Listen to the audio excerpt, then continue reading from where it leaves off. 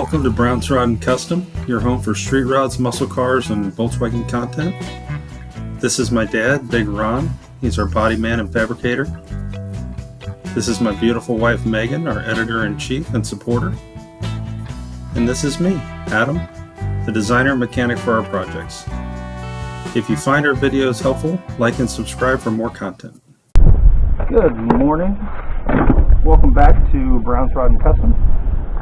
I wanted to make a video, and I'm going to try to make this as simple as I can, even though it's a little complicated, on how to wire up and basically bench run a Volkswagen engine,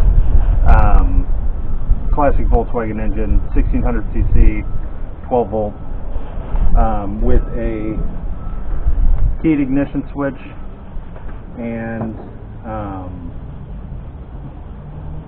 a gas can, basically, and a hose. So I want to show you what we did and how we did it. It's a little bit of a mess here because we didn't exactly cut everything to size and whatnot. What we did is we just kind of made it work. So let's start here. You got your 12 volt battery, right? Car battery. You have the negative ignition or battery cable hooked to the bolted on here to the frame where the stock factory battery cable goes. And this is, for the most part, the stock battery location. So this kind of works. We have a positive battery cable hooked up to the positive side on the starter.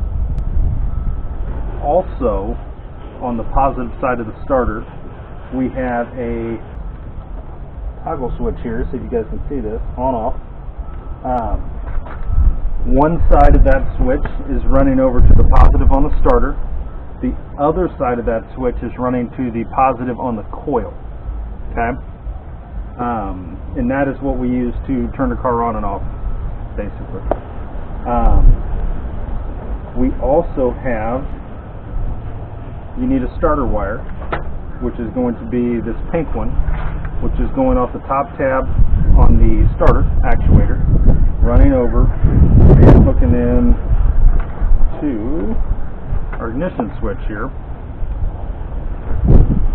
This top one on the ignition switch is starter, okay? So the pink wire goes from there over to the tab on the starter where it plugs in, okay? You also have a white wire. We're using a white wire, for example. You have a battery wire, 12 volt, running over to the battery cable. Our battery cable, our positive, had a wire coming off of it, so I just spliced into that. So I've got a 12 volt constant. I also have this yellow wire, which I have hooked up to the ignition.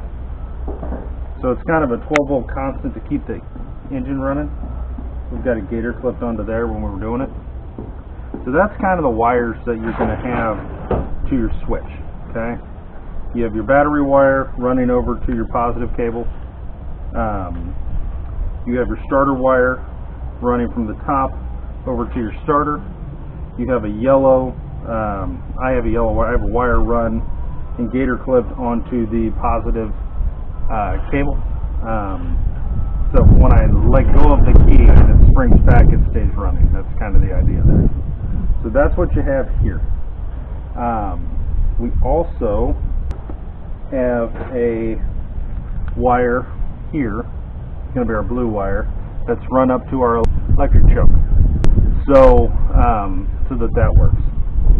Now the one other thing that I did on the carburetor, you have I believe it's ignition cutoff switch or something to that effect.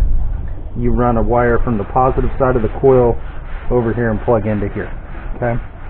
And then on this side, that's where your electric choke is, and that was that blue wire I was talking about. That, for the most part, is the wiring piece of this. It's not complicated, but if you don't know, you don't know, and it makes it kind of a challenge, right? So the other thing that we did, we ran a hose from the top port on the fuel pump through a filter into a gas can.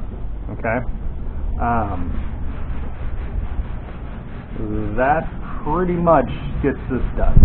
That's what you're going to need. You're going to need fuel. You're going to need ignition. The motor has compression. We know that. The other thing you're going to want to do is find your pulley where top dead center is. There's on the stock pulleys. There's like an indentation in it. That should be lined up right here where the case comes together. That's top dead center. This on the passenger side rear of the engine is your number 1 cylinder. You're going to want to pull this spark plug and plug wire. Make sure that the piston is all the way up on this. When this mark on your pulley sitting here, number 1 on a compression stroke, it should be right here, okay, and all the way up. The piston should be all the way up. You should be able to see it, and it should blow your finger out. You should get quite a bit of a at that point, you know you're on top dead center, you're fairly timed. You're going to want your rotor button pointing at number 1 right here. Put it back together and kind of give it a shot. The carburetor, guys, something I wanted to go over. So on small block Chevys and Edelbrocks and Holleys and so on and so forth, you've got your screw that on your linkage that adjusts your idle, right? This screw here is not that, okay? This screw adjusts your choke, okay? That's what this does, all right?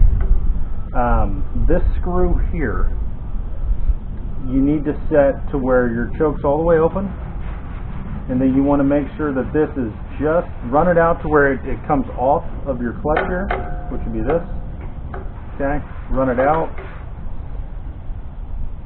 When it's barely not touching, you want to run it in until it touches, barely touches, and then another quarter turn, quarter to a half turn. I've seen both.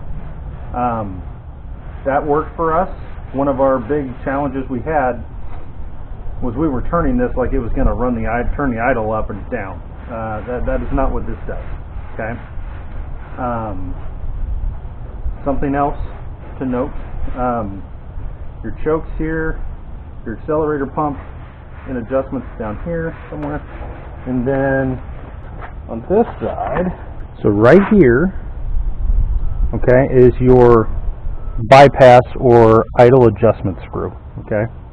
And this will be your mixture screw, or they call it volume, air fuel, whatever you want to call it. So when we fired this up, you know, to get the idle to come up or go down was turning this, okay? And so I watched a video, and a guy, what he did was he ran both of these screws in, okay, all the way. You want to bottom them out. Just barely. Run them till they hit, but don't like crank down on it or anything. Just get it there. And then back them out 2.5 turns. Okay? 2.5 full turns. Both of them. And make sure this one is right on your choke. Okay? When you've done both of these, all 3 of these screws, you have your electric choke plugged in, you have your fuel ran into a jug with a filter. Okay? And you've got your electronics hooked up, you are ready, should be ready, unless there's something weird, to start your engine for the first time, for a first start, okay? That's just the basics, all right? Make sure your plugs are in, your plug wires, make sure there's oil in it. You always want to check that. Make sure you have fuel, so on and so forth, but that's what you're going to need to start this. That's what we needed, and this is what we did, and it works. So now the wiring on the ignition switch will be different for a Volkswagen style ignition switch. I believe there's a 30, a 50, and a 15. Instead of battery, ignition, and accessory and starter, it's 30, 50, and 15. I didn't hook those up. I'm not sure which ones are which, so you'll have to look that up on some of these other videos, and that is very well gone over. But to hook it up to a standard street rod muscle car style keyed ignition on a universal switch, you're going to have battery, ignition, accessory, and starter. We did not hook up accessory, so because we don't have any accessory. So basically that's what we have. I just wanted to go over that with you guys in a way that hopefully that made sense. That's what we did, and it's working. So also, I guess something else to go over, if you're using a 009 distributor, the black wire, you got two wires coming off it, a black and a red, okay? The black wire goes to the negative side of the coil, the red wire goes to the positive side of the coil, okay? Do not mess that up. As it was told to me by Fisher Buggies, you've got one shot at that, and then you're going to have to replace the coil. So if you mix up those wires and hook up power to a battery and your car doesn't start, odds are your coil's shot and you're going to have to replace the coil again. So it's probably a $30, $40 mistake, and depending on where you live and how far away the Volkswagen place is, you know, it could be the kiss of death for that day for you. So this is just a quick video basically going over the basics of what you're going to need to start your classic Volkswagen engine, what we needed anyway. We're by no means experts at this. We are just a couple guys that are figuring out in the garage. We have a lot of experience with cars. Volkswagens, not so much. We're learning as we go here. But we're trying to share the knowledge with you guys so that if there is somebody out there that likes Volkswagens but is not a mechanic and has some issues and trying to figure out how to do some things, maybe we can help you not go through some of those pitfalls and mistakes and just try to get it right the first time. I also want to thank all of our subscribers and viewers. Thank you for watching our channel and supporting us. We really appreciate that, and please keep it up. Please like and subscribe. There's a whole lot of content coming. You know, you can probably hear in the background the sanding. That's Ron doing body work on the thing body. We're probably 3 weeks away from painting that. We're probably 2 days, maybe a day or two away from priming the passenger side in the rear. So then the whole body will be primed at that point, and then we'll be going over it and just hitting spots and whatnot. But anyway, I wanted to thank all of you for watching, and we really appreciate it. And keep liking and subscribing and leaving comments. I read every one of them. I try to respond to them on the weekends in any way that I can. Some of you have pretty good suggestions, honestly, and have steered us in other directions on this project in particular. So anyway, have a great night, and thank you for watching Brown's Rod Custom.